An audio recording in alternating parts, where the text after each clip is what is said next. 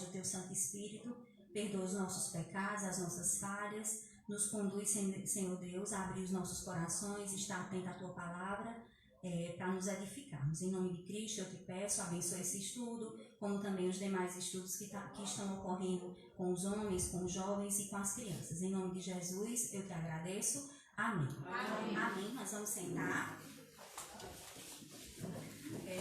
Então, irmãs, como o tema, né, do encontro, do acampamento, tem como tema, né, os desafios da família contemporânea. Então, se são desafios, toda família enfrenta desafios. E o que foi proposto, né, pastor Anísio anteriormente, né, me comunicou o tema, então ficou para hoje enfrentando crises no casamento. Então, um tema bem, né, bem pertinente. Até eu vou iniciar fazendo uma pergunta: qual é o casamento que nunca passou por uma crise? A resposta provavelmente vai ser sim para todos, né? Todos os casamentos certamente passaram por alguma crise, né? Então, diante desse contexto que a gente vai tentar trabalhar, né, a mensagem durante essa 1 hora apenas, viu? Para poder escapar lá com as crianças, me avisem aí para a gente não passar das 10 horas, tá certo? Embora que eu tenha colocado muita coisa, mas qualquer coisa a gente vai reduzindo para não comprometer os horários das crianças e do pastor, de irmão Weber. Então, irmãs, eu queria que as irmãs abrissem as Bíblias em Eclesiastes, no livro de Eclesiastes, capítulo 4.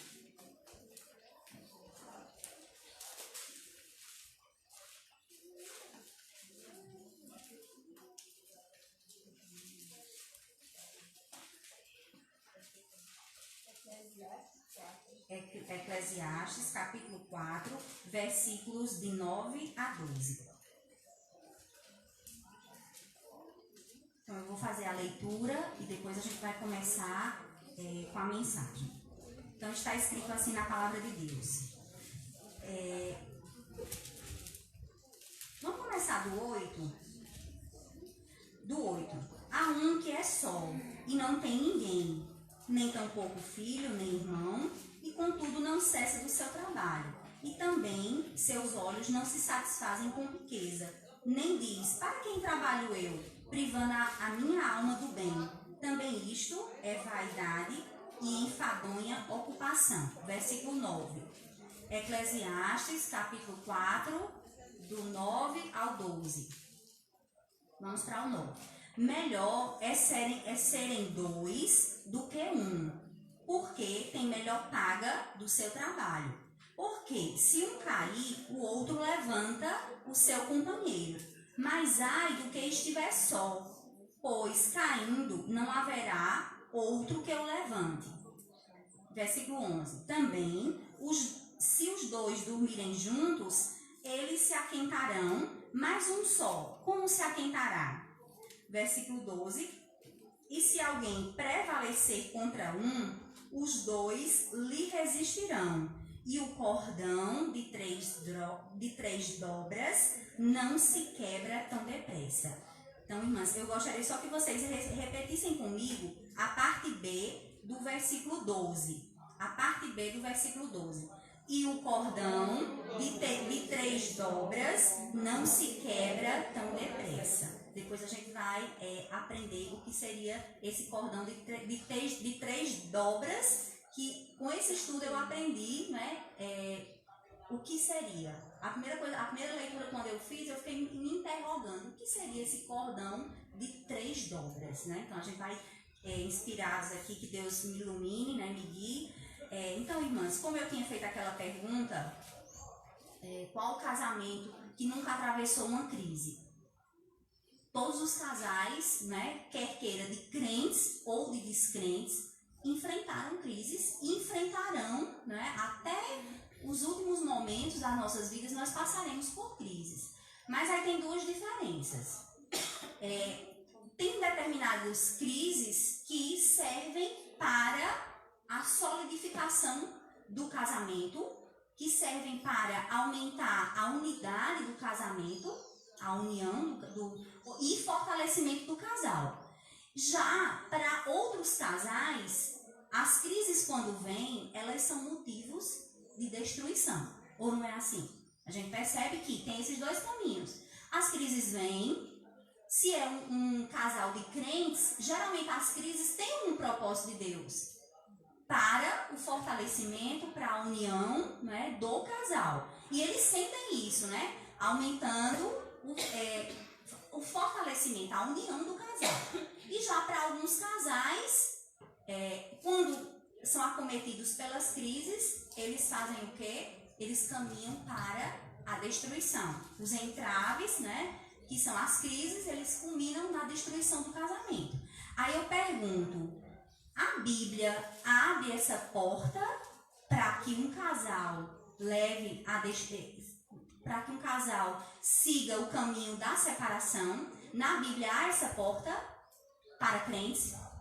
Não, né, irmãs? Então, o casal crente, ele se torna uma só carne. E essa formação de se tornar uma só carne, só há a possibilidade bíblica do processo de separação com a morte, para os crentes, né? Com a morte é que há separação. Então, como está lá em Gênesis, eu vou só ler para vocês um versículo bem conhecido. Portanto, Gênesis 2:24. Portanto, deixará o homem o seu pai e a sua mãe, e apegar-se-á à sua mulher, e serão ambos uma só carne. Então, diante disso, o que Deus quer é que esse apego, né, ele seja até os últimos momentos, e que só a morte venha a separar. Então, pode ter crises, pode vir tempestades, pode, mas o que Deus quer, o propósito dele é a união, é a consolidação e fortalecimento do casal, né? Que eles aprendam com a crise que eles estão atravessando. Aí assim, quando a gente leu aqui em Eclesiastes, né, Salomão, ele está construindo uma ideia de que não é interessante o homem ser único, um só, mas que seja um casal, né? Então, assim, a gente percebe que Salomão, ele retratou esse fortalecimento, indicando para nós que, quando nós estamos com o nosso companheiro, tudo fica mais fácil. Já imaginou você ter que criar seus filhos só, né? Como é difícil para as mães que ficam sós, né? Então, assim, diante de um problema, diante de acusações, você estando ao lado do seu companheiro, se um cair, o outro tem condição de levantar. Porque assim, às vezes, diante de uma crise, um responde de uma forma. Um é mais forte, o outro é mais fraco. Então, vai acontecendo o quê? O balanceamento das coisas, né? Então, um está ali para levantar o outro, né? Ajudar. Então, Salomão, quando ele inspirado, né, através do Espírito Santo, ele colocou: melhor é serem dois do que um, porque tem melhor paga do seu trabalho. Porque se um cair, o outro levanta o seu companheiro. Mas ai do que estiver só, pois se cair, né, não haverá o outro que levante. Também, se dois dormirem juntos, eles se aquentarão. Mas um só, como se aquentará? Aí, e se alguém prevalecer contra um? Os dois lhe resistirão. E o cordão de 3 dobras não se quebra tão depressa. Então, irmãs, quando a gente chega nesse finalzinho, né, dessa preciosidade que está aqui no livro de Eclesiastes, o que seria para as irmãs esse cordão de 3 dobras? Quando a gente pensa numa corda, se ela tiver só um fio, é mais fácil ou mais difícil de se quebrar? Ela estando só com um fiozinho, mais fácil de se quebrar, a resistência dela é pequena. Mas aí você vai e adiciona outro fio à corda, 2 fios entrelaçados. Então já aumenta a resistência. Bom dia, irmão. Bom dia. Seja bem-vinda. Bom dia, vou dar trabalhar. Não, pode dar bom dia. Então, se imaginarmos que somos um casal, então nós já estamos o quê? Nos fortalecendo. Essa corda ela já está ficando com mais resistência. Aí, no final desse versículo, fala o quê? E o cordão de 3 dobras não se quebra tão depressa. Aí vem a curiosidade. Mas o que seria esse cordão de 3 dobras? Quem seria essa terceira pessoa? Seria para o casamento do crente, não tem outra dúvida de que é a pessoa de Deus. Então, Deus é o que está fazendo, dando uma maior resistência à corda, ao cordão de 3 dobras. Eu posso estar com meu esposo e eu posso não ter Deus no meu casamento.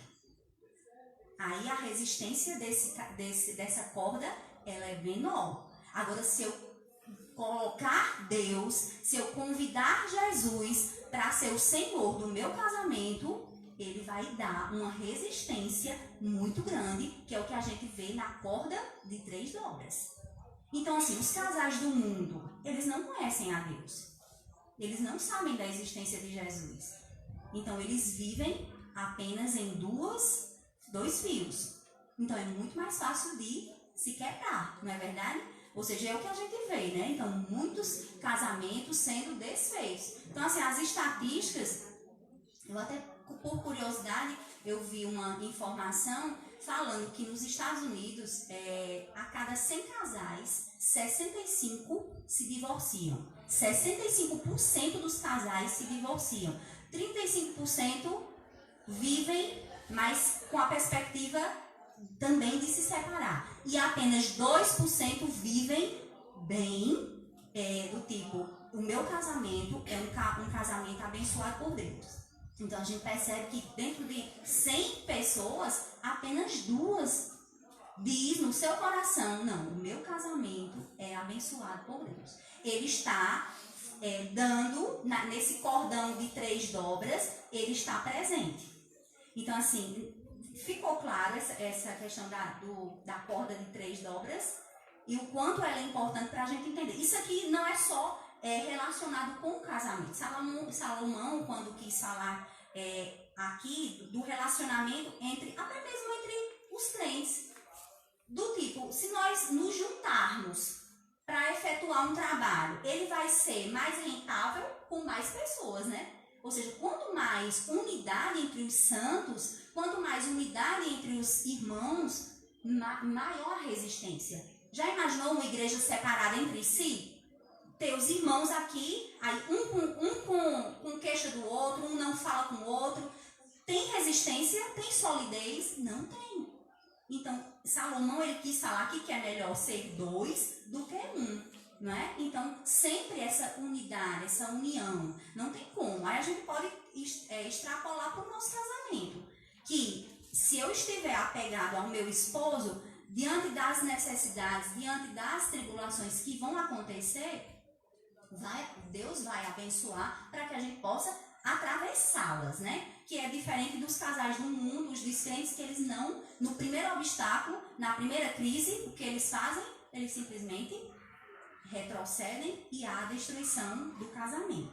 Então, essa passagem, ela muito me chamou a atenção, principalmente nesse versículo, na parte B do versículo. Por isso que eu pedi para as irmãs repetirem, para que a gente possa guardar no nosso coração. E o cordão de 3 dobras não se quebra tão depressa. Aí sempre lembrar, eu, meu esposo e Jesus Cristo sendo a terceira. Aquela que vai dar toda a resistência. Se eu não tiver Jesus, com certeza o meu casamento não tem quer falar, irmã? Quero dar um testemunho. A questão antes do meu casamento, né? Tenho que reclamar, dar uma nota 7, né? Mas depois que tanto. Nota 7, né? Não quero me era bem, graças a Deus. Mas depois, tanto eu como ele, né? A gente. Servindo a Jesus Cristo. Tudo a gente põe em Deus. Tanto no casamento, graças a Deus. Eu posso falar que é abençoado no meu casamento. E até nota 10. Melhorou bastante, viu? A gente John Lennon não tá vendo, né? De 7 para 10. Realmente, quando é um casal, né? A gente serve a Jesus em Deus, né? Tem Deus, né, com a gente. Nem tanto assim. Giovana quer partilhar? Ela só ficou para ela. foi. Tá dizendo que é sempre. E ela já começou certo. Não, mas é isso mesmo. Ela já começou certo, né? Irmãs. O 10, né? O 10 não foi Mas graças a Deus, amém por isso, né? Amém pelo testemunho da irmã Eliette, né? Então, assim, a gente percebe, não resta dúvidas, que quando nós temos Jesus, Deus, no nosso relacionamento, há uma mínima possibilidade de não dar certo, né? Há uma mínima, né? Sempre a presença de Deus, ele vai restaurar a todo momento o casamento, até porque foi um plano dele. Aí vamos associar um pouco. Quando Adão e Eva estavam no jardim do Éden, eles estavam sós? Então começa desde lá. Deus era quem? Primeiro ele formou Adão, depois Eva, mas antes de Adão e Eva, Deus já estava lá. Então ele é a terceira pessoa, né, naquele relacionamento, e ele deve ser a terceira pessoa do nosso relacionamento. Se ele não estiver, né, no seu relacionamento, a gente sabe quantas coisas podem acontecer. Aí a gente já vai partir para o lado dos filhos, né? Quanta tragédia, né, na mente das crianças depois da destruição de um lar, né? Então, irmãs, essa foi o primeiro contexto, né? E o segundo, irmãs, que eu quero retratar para as irmãs, primeiro eu estou tipo assim, dando um pouco de ênfase no papel do casamento, para depois a gente poder ir para as crises, né? Que é o propósito. Então, assim, primeiro vamos exaltar a Deus e depois a gente vai falar da nossa parte humana, que é a parte pecadora, que é a parte que não tem resistência. Então, primeiro vamos exaltar a Deus. Nesse ponto, agora eu quero que as irmãs abram o livro de João, capítulo 2. João, capítulo 2.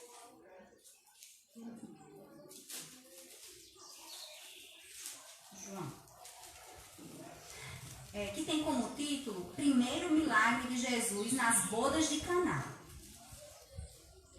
Vamos ler do 1 até o 7. Eu vou ler o 1 e as irmãs dão continuidade, tá certo? Todo mundo achou? Capítulo 2, João, capítulo 2, do 1 ao 7. E ao terceiro dia fizeram-se umas bodas em Caná da Galileia e estava ali a mãe de Jesus. E foi também convidado Jesus e seus discípulos para as bodas. E faltando vinho, a mãe de Jesus lhe disse: não tem vinho. 4. Disse-lhe Jesus: mulher, que tenho eu contigo? Ainda não é chegada a minha hora. 5. Sua mãe disse aos serventes: fazei tudo quanto ele vos disser. 6. Estavam ali postas 6 talhas de pedra para as purificações dos judeus, e em cada uma cabiam 2 ou 3 almoças. 7. Disse-lhe Jesus: enchei d'água essas talhas, e encheram, mas até cima. Eu vou encerrar com o 8. E disse-lhes: tirai agora e levai ao mestre de salas, e levaram. Amém, irmãs? Amém. Então, assim, a gente é outra preciosidade esse capítulo 2 de João. Quando você lê, o primeiro milagre que Jesus realizou foi dentro de uma celebração de um casamento. Então, assim, vejam a presença de Jesus. Se as irmãs lerem o versículo 2, olha como está escrito. E foi também convidado Jesus e os seus discípulos para as bodas. Irmãs, esse versículo quer dizer o seguinte, que você convidou Jesus, você está convidando Jesus para o seu casamento diariamente, não é só no dia, é diariamente. Aqui Jesus estava presente, então significa dizer o quê? Que ele aprovava o casamento, né? Aprovava o casamento, estava lá, participou da celebração e provavelmente abençoou os noivos, né? E uma outra fonte aqui que a gente pode extrair é que nesse primeiro momento desse casamento já apareceu o quê? Já apareceu a primeira crise. Faltou o quê? Então a gente percebe que lá, Jesus estando presente para os noivos, já aconteceu a primeira crise enfrentadas por ele, a falta do vinho. E Jesus fez o quê? Ordenou que enchesse as talhas de água para ele poder operar o milagre. Aí vamos colocar no nosso casamento, vai ter crises? Muitas, diariamente. Tem hora que eu fico assim, meu Deus, Senhor, tem misericórdia. Vai ter crises? Vai, muitas. Mas para Jesus operar o milagre, ele poderia simplesmente ter feito o milagre completo. Ter enchido as talhas totalmente de vinho. Ou não poderia? Quem ressuscitou mortos. Mas o que foi que ele disse? Ele apontou e estabeleceu o que era para ser feito. Enchei as talhas de água. Então, no nosso casamento, Deus quer também a nossa colaboração. Ele não vai fazer o milagre se você não sair do seu canto. Ele não vai fazer o milagre. Ele não vai operar o milagre se você não encher as talhas diariamente da água. Não é? Por isso que a gente tem Deus no coração, né? Tem Deus sempre conosco, sempre. Né? Quem é crente, aceitou Jesus e tem o Espírito Santo que é Deus. Mas mesmo a gente tendo o Espírito Santo que é Deus, o problema aparece. Né? Aparece. Então, nesse momento que a gente está orando, a gente vai, como Jesus resolveu lá, o problema apareceu. Isso, as dificuldades vão aparecer para todo casamento, né? Para todo casamento. Mas o milagre que ele vai operar, ele simplesmente, ele pede, ele nos ordena, faça isso. Ou seja, eu tenho que fazer. Nós temos que encher as talhas diariamente, né? Sempre lembrar dessa passagem, irmãs. Meu Deus, quando vier as provações, quando vier as crises, será que eu estou enchendo as talhas de água para Deus operar um milagre, né? Então, assim, ele não coloca só nele, ele coloca também a responsabilidade na gente. E às vezes a gente não quer fazer nada. As crises vão vindo e a gente simplesmente não. Eu vou entregar na mão de Deus, mas assim, eu não estou muito disposta a fazer nada, não é? Não está disposta a perdoar, não está disposta a amar, não é? Entre outras coisas, que é o que a gente vai ver mais na frente. Então, irmãs, inicialmente eram essas duas passagens que eu queria que vocês, que a gente possa guardar nos nossos corações. Tanto a de Eclesiastes, lembrar sempre do cordão de 3 dobras, que esse cordão, a terceira pessoa, é Deus no nosso casamento, para dar resistência. E essa passagem em João capítulo 2, que foi o primeiro milagre de Jesus em bodas, significa um casamento. Então, saber que eu preciso convidar. Aqui ele foi convidado. Ele foi convidado para estar presente nesse casamento. Então, da mesma forma que nós também devemos convidar Jesus, né, para ser o Senhor do nosso casamento, para ser o meu Senhor e para ser o Senhor do meu esposo. Se não for assim, aí o negócio complica. Então, irmãs, diante dessas observações, né, colocando a importância de Deus no nosso casamento, vamos agora passar para alguns. Eu coloquei apenas 4 principais tipos de crise que eu já enfrentei, acredito que as irmãs enfrentaram, cada uma com as suas particularidades. Quer falar, irmã Carmen? Bélia. É interessante, né? Nas bodas de Caná da Galileia, o milagre só aconteceu porque Jesus estava presente, trazendo para os casamentos. Se fosse só o casal se esforçando, o casal, o homem fazendo sua parte, a mulher fazendo sua parte, mas Jesus não tiver presente, o casamento vai acabar. Lá em Caná da Galileia, faltou vinho, né? E os casamentos lá, as festas, né, duravam de 7 a 14 dias, dependendo das finanças do casal. Se Jesus não tivesse presente, o vinho tinha acabado e o casamento tinha acabado, trazendo para a realidade, né? Se Jesus não estiver presente nos casamentos, muito provavelmente o casamento vai acabar. É o que foi comentado, né? Então, vamos continuar, irmãs, estou preocupada por causa do tempo, né? Até 10 horas a gente pode estar aqui. Depois de 10 horas, as crianças são liberadas, aí já viu, né? Então, vamos continuar. Então, eu coloquei aqui apenas 4 tipos das principais crises que normalmente os casais de crentes enfrentam.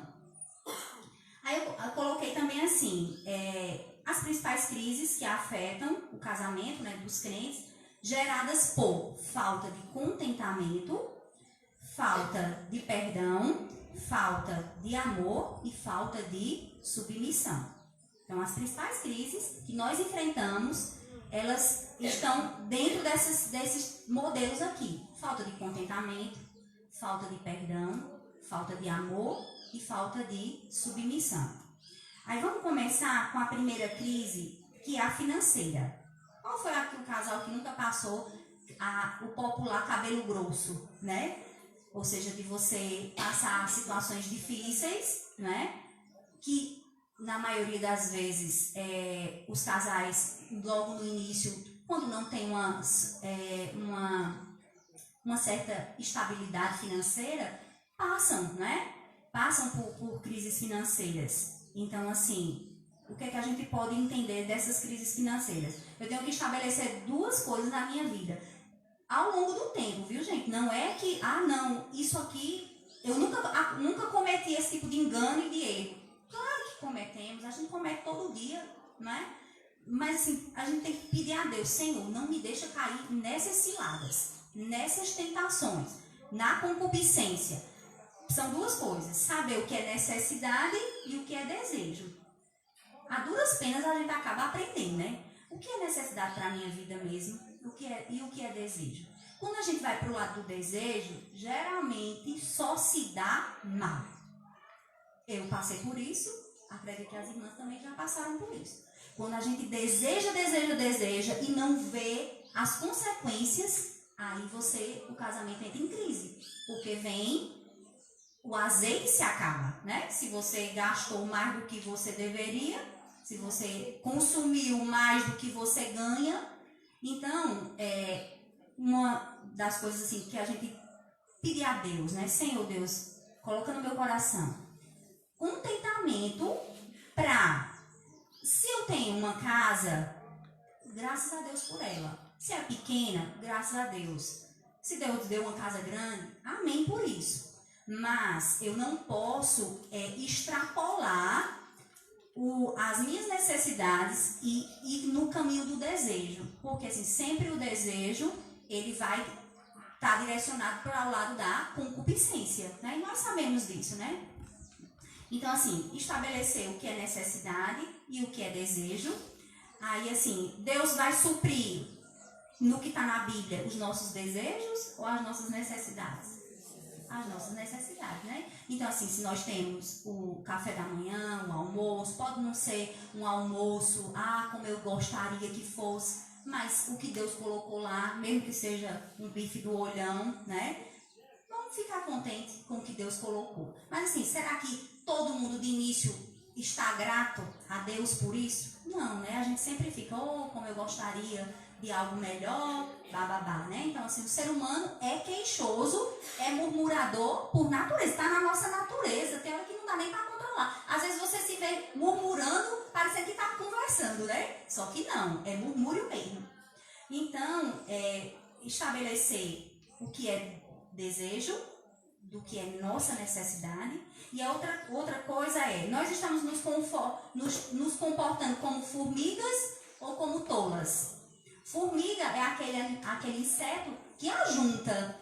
Nós estamos ajuntando em alguma hora da nossa vida profissional, não é? Nós estamos ajuntando ou nós estamos sendo como os touros, que simplesmente esgotam todo o azeite da casa. Vamos abrir em Provérbios 21, 20. Provérbios 21, 20. Irmã Edilane, poderia ler?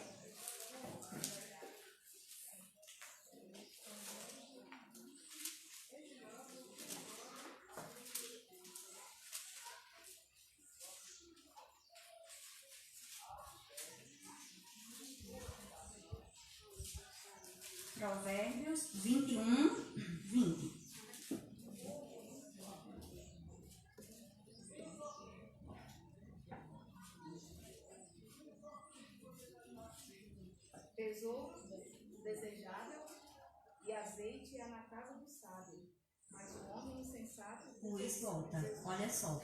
Tesouro desejável e azeite há na casa do sábio, mas o homem insensato o esgota. Se você gasta tudo, e ainda pega o limite que fica lá, rapa, então a tendência é você esgotar todo o seu azeite e depois vir a precisar, né? Então, assim, a Bíblia nos manda ser como as formigas, elas ajuntam no verão o seu pão, né? Então, ajuntar uma parte, né? Mas assim, eu tô falando, viu, irmãs, mas eu tô aqui, junto com vocês, que nem sempre a gente consegue fazer isso. E quando vem a fazer, é com longos anos de paulada, né? De tapa nas costas, para poder aprender. Porque assim, nem sempre a gente se comporta dessa forma. Então, assim, às vezes a gente precisa levar açoites para poder entrar no trilho. Mas assim, nem sempre a gente faz assim. Então, a duras penas, acredito que com mais maturidade espiritual, né? Então, assim, quanto menos a gente viver na carne, mais a gente chega nessa parte de não ser insensata a ponto de esgotar todo o nosso azeite da nossa casa, né? Então, irmãs, esses seriam as crises financeiras. Primeiro ponto, sempre que a gente tiver nesse lado da concupiscência, meu Deus, será que isso aqui é um desejo meu ou é uma necessidade da minha família e minha? Porque assim, sempre os desejos nossos vão ter consequências, né? Vão ter consequências. Aí vamos passar, irmãs, agora para o segundo tipo de crise. Crise que eu acredito que nenhuma de vocês passaram. Crises afetivas. Crises afetivas. Então, assim, crises afetivas. O perdão é muito difícil, né? Na hora da raiva, na hora do insulto, na hora que você lembra as coisas que você diz e que ouve. Então, assim, para você perdoar é muito difícil. É porque a gente sempre tem razão. Principalmente as que ouvem, né? A Nena tá complementando aqui. Nena tá dizendo assim, principalmente para as que ouvem, né? Porque quando você fala é muito bom, nem lembra. Mas quando você escuta, é difícil de perdoar, né? Walter diz, ainda bem, Walter sempre diz assim, ainda bem que Deus te resgatou. Porque eu era muito orgulhosa. Até que perdoa, mas esqueço. Até diz assim, né? Perdão, eu perdoo, mas não esqueço. Então, assim, graças a Deus por isso, né? Porque eu lembro que no início do namoro, né? Eu não era crente. Então, assim, qualquer coisa que ele fazia, eu passava. Ou seja, a gente só tinha um final de semana para namorar. Aí, dentro desse final de semana, às vezes eu passava 24 horas sem falar com ele. Com raiva. Eu era muito, assim, guardava. E não é um sentimento bom. Aí eu já via nele o contrário. Que ele tinha um coração pronto para perdoar. Mesmo às vezes ele estando correto, ele vinha para mim e pedia desculpa. E aí eu aprendi. A gente aprende, né? Às vezes a gente tem que tomar os exemplos. A humildade. E às vezes eu olhava para mim e dizia, meu Deus, como eu não quero ser assim. Eu não quero ter um coração desse jeito. Duro, a ponto de não perdoar. Se a gente lembrar para o testemunho de Cristo, Cristo nos perdoou. Cristo nos perdoou. Como é que nós não vamos perdoar o nosso esposo? Né? Não vamos perdoar aquele que faz parte da nossa carne?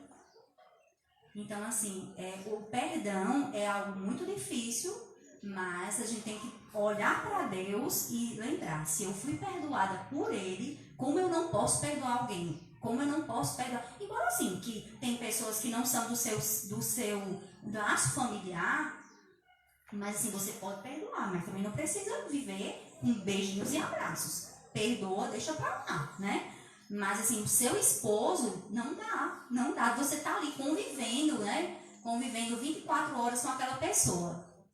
Então, assim, o perdão, se você não perdoar, Jesus disse para aquela mulher pecadora, quem muito ama, muito perdoa. Quem pouco ama, pouco perdoa. Se você não amar, não tem como você perdoar, não é verdade? Então, Cristo nos amou muito. Por isso que ele perdoou os nossos pecados. Se eu não colocar isso, né, no meu coração, meu Deus, tira de mim essa falta de capacidade de perdoar. Perdoar o meu esposo, perdoar, às vezes, um filho, né? Então, vamos ver aqui o versículo, irmãs. Efésios 4:32. Irmã Nina. Efésios 4:32. Antes sede uns para com os outros benignos, misericordiosos, perdoando-vos uns aos outros, como também Deus vos perdoou em Cristo. Como também, né, em Cristo, ele nos perdoou. Então, que a gente possa colocar isso na nossa vida, saber, lembrar que Cristo nos perdoou e que nós precisamos também perdoar. Porque assim, já imaginou um casamento que é desfeito porque a esposa ou o esposo não pode perdoar? Claro que sabemos assim que tem atrocidades, né? É difícil, é muito difícil. Tem horas que você diz assim, meu Deus, eu jamais seria capaz de perdoar uma pessoa que fez isso, isso e isso, né? Aí é um momento que a pessoa tem que clamar a Deus, né? Para mudar o coração, então, assim, essas crises afetivas, elas geralmente estão relacionadas com a falta de perdão. Aí um outro tipo de crises que normalmente os casais enfrentam são as doenças. Às vezes você casa, né? O namorado era muito bonito, casa, né? E de repente acontece uma tragédia e aí você foi eleita por Deus para cuidar daquela pessoa, né? Então assim, do mesmo jeito lá que nas bodas de Caná faltou o vinho, no meu casamento pode faltar alguma coisa que eu almejava, né? Que eu queria que tudo desse muito certo. Mas, na verdade, nem sempre os casamentos de crentes seguem essa linha perfeita. Não pense que tem casamento perfeito mesmo sendo de crentes. Não tem, né, irmãs? O de vocês é perfeito? O meu não é, não. Pode ser aos olhos de Deus, né? Mas, assim, quando a gente olha para o nosso lado humano, todo dia a gente tem raiva, né? Todo dia a gente tem aquelas pequenas coisas. Então, não é perfeito. Por quê? Porque nós somos dois pecadores. Mas quando Cristo olha para mim, para Ele, não me vê como mais pecadora, né? Então, assim, as doenças. O que é que a Bíblia fala? Que no mundo nós viveremos num paraíso, cercado de muito gozo, no céu. Porque aqui na terra, não, né? Não. Então, assim, quando a gente vê a questão das doenças, as doenças podem acometer o quê? Pode acometer o nosso esposo e nós termos que cuidar dele. Pode acontecer conosco e o esposo ter que auxiliar a esposa. Pode ser com nossos filhos. Pode ser com os parentes muito próximos, como a mãe do meu esposo, como o pai do meu esposo, ou vice-versa, né? Então, assim, eu vou até falar da irmã Mônica, né, Mônica? Que passou quantos anos cuidando da sogra? 3 anos em cima de uma cama. E a gente foi algumas vezes visitá-la e viu o sofrimento que era. Mas, assim, Mônica e seu Jerimar participavam, né, ativamente dos cuidados dela. Então, trouxeram o problema da mãe, né, que tá na Bíblia manda honrar a mãe e o pai. Aí como é que eu vou abandonar? Né? No caso, Mônica poderia ter se revoltado. Eu casei, ainda estou levando de quebra uma mãe acamada, né? Então, é bem assim. Então, todos os casais enfrentam crises. Aí hoje, graças a Deus, como é o nome dela? Da Dona Maria, né? Dona Maria, espero em Deus que tenha ido para a glória, né? Descansou. E Mônica está aí. Passou pela crise. Lembra, Mônica, no dia do velório dela? Bem complicado, né? Então, assim, com relação às doenças, podem acontecer, né? Nos casamentos. Então, assim, eu jamais esperaria, quando veio o Walter Filho, eu nunca imaginei na vida que iríamos passar por uma crise doença, né, que acometeria qualquer filho.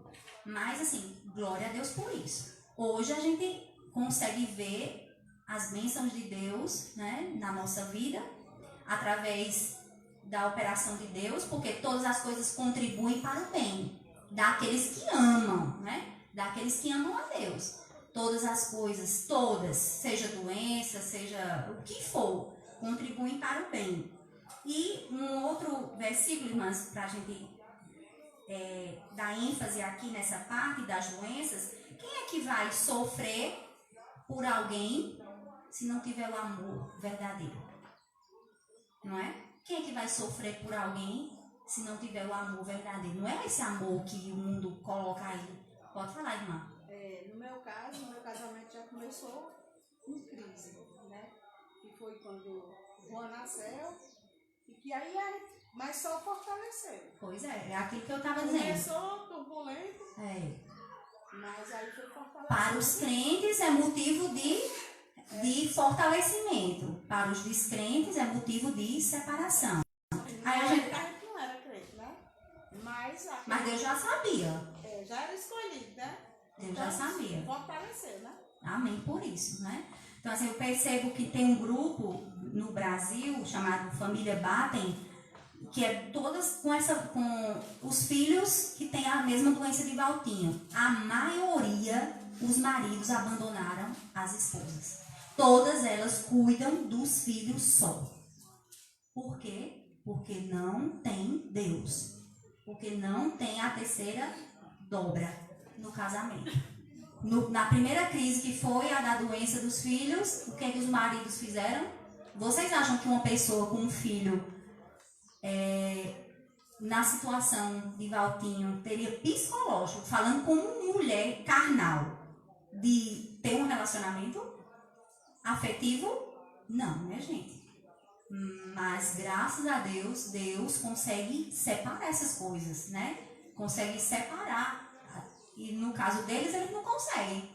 Eles, com o problema de saúde, automaticamente há troca. Não, minha esposa não tem a menor chance de convencer, porque se torna estressada, porque se torna agressiva, porque se torna murmuradora, né? Então, assim, por quê? Porque não tem Deus.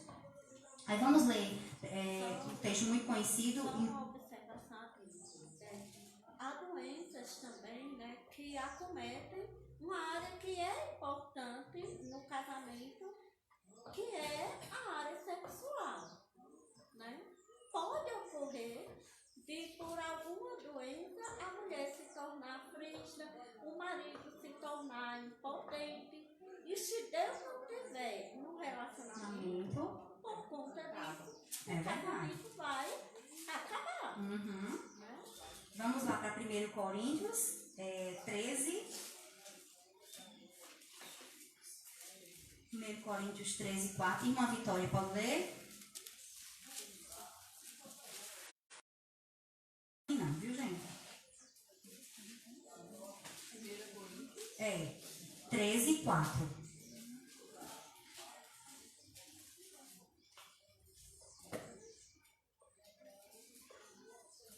Pode? O amor é sofredor, é benigno. O amor não é invejoso.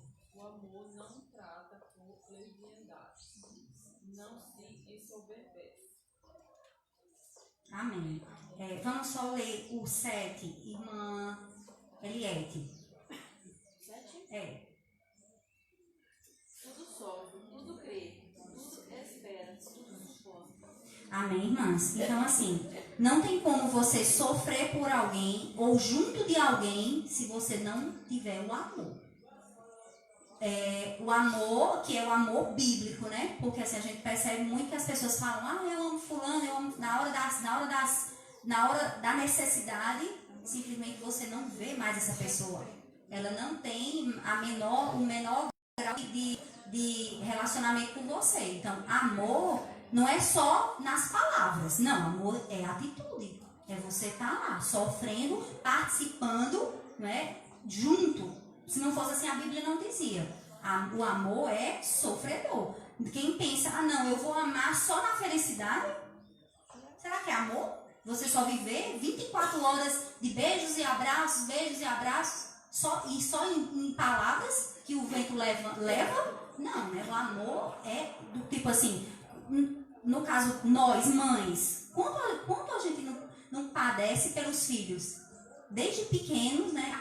Aquela preocupação excessiva, noite sem dormir, aí depois vem o processo de educação, e tudo que acontece com eles, você se alegra e também você se entristece, né? Então, assim, mãe reflete um pouco desse amor que está aqui, do amor sofredor. Mas, assim, quando vem as doenças, seja que acometa o marido, que acometa filho, que acometa os pais, né, do cônjuge, então, assim, você começa a entender o que é o amor mesmo sofredor, né?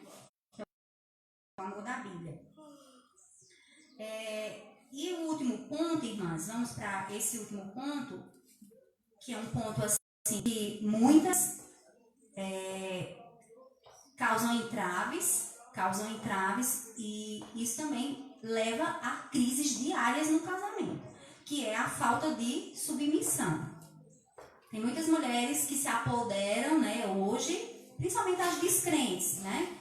Tanto crentes e que deveria ser menos, né? Mas assim, é mais as descrentes na questão do feminismo, né? De não quererem se submeter aos seus esposos. Aí assim, o que a gente precisa entender dessa parte da submissão é que quando você, até a própria palavra choca, né? Eu vou ser submissa. Se você não é capaz de se submeter a Deus, você não vai ser capaz de se muito menos a seu esposo. A submissão começa de você para Deus. Não está aqui no versículo, né? Vós mulheres, serem submissas como ao Senhor. Se eu não sou capaz de me submeter a Deus, como é que eu vou ser capaz de submeter a Walter? Então, assim, que a gente possa colocar isso no coração. Eu não vou estar, assim, pensando ou colocando coisas que o mundo coloca de fora para dentro e não querer me sujeitar ao meu esposo, quando, na verdade, se você entender o que é a sujeição bíblica, você consegue. Não no lado, não, eu vou ser menos, eu vou ser menor, a minha imagem vai ser denegrida. Não. Vamos entender o que é que Cristo está dizendo, né? Que vamos ser submissas como a Ele. Se você é submissa a Deus, no que Ele pede, né? Nós não conseguimos fazer. Na maioria das vezes, nós não conseguimos. Mas a gente deve pedir a Deus, né? Se autoexaminar e pedir. Nos pontos em que eu não consigo ser submissa. Eu lembro que quando a gente namorava, aí depois casamos, né? Então eu não era crente. E eu tinha dificuldades assim, do tipo, tinha coisas que eu dizia, não, você pode fazer também. Por que tu não faz? Só eu que devo fazer. Mas assim, tem coisas que depois você vai entendendo, que às vezes tem custo o que fazer. Não é mais fácil fazer e não esperar nada de ninguém, não é verdade? Tem coisas tão pequenas para você estar, não vou fazer camisa, eu não vou fazer hoje tua comida, não sei o quê. São coisas tão pequenas que depois, quando você envelhecer, você vai olhar para trás, poxa, eu joguei meu casamento, fiquei o tempo todinho murmurando, questionando, quando na verdade eu podia ter seguido o que estava na Bíblia, que era mais fácil. Acredito que a gente, quando faz o que o Senhor manda, a gente sofre menos do que viver em constante duelo e briga o tempo todinho. Alguém tem que ceder, às vezes, né? Alguém tem que ceder. Senão, aí, ou seja, acontece o que a gente está vendo nos dias de hoje, que é a destruição da maioria dos casamentos. Aí, assim, só que eu volto a dizer, na Bíblia não há essa porta para a destruição de um lar de crentes, né? Deus não é o projeto de Deus que haja a separação, né, dessa carne que foi consolidada por Jesus Cristo. Então, irmãs, era isso que dentro do possível, nessa pequena manhã que Deus nos propôs, né, aqui a passar para vocês, que a mensagem ela não é só para vocês, me inclui, né? Quando eu estava fazendo, quantas crises eu não passei nesse intervalozinho aqui fazendo esse estudo. Aí eu dizia, meu Deus, eu não vou poder falar disso, porque eu não usei aqui disso. Aí Walter dizia, a mulher sabe edificar a casa. Ainda tem outro que fica com a faca. Aí eu dizia, meu Jesus, Senhor tem misericórdia. Então assim, não é para vocês, não entendam. Eu estou aqui também, porque assim, eu sou ser humano, sou pecadora, passei por todos esses, nesse balaio aqui. Graças a Deus, de todas eu já passei, né? Tô passando, aliás, tô vivendo ainda, né? Mas graças a Deus por isso. Crise financeira, crise afetiva, de falta de perdão, crise agora, crise de Enem. Tudo é crise, né, irmã? Então, assim, tem também, né, o lado sexual, né? Que assim, tem mulheres que acabam colocando entraves na vida do relacionamento do casal. E aí eu dou um conselho. Leiam Eclesiastes, leiam Cantares. Quando tiverem passando, leiam Cantares, né? Então assim, que Deus nos abençoe. E assim, resumindo, tudo é uma questão de você com Deus. O que você não pode, mas com Deus você pode. Orar, né? Orar e dizer, Senhor, eu estou falhando nesse ponto aqui. Me ajuda, eu não tenho forças. Qual é o ser humano que tem força?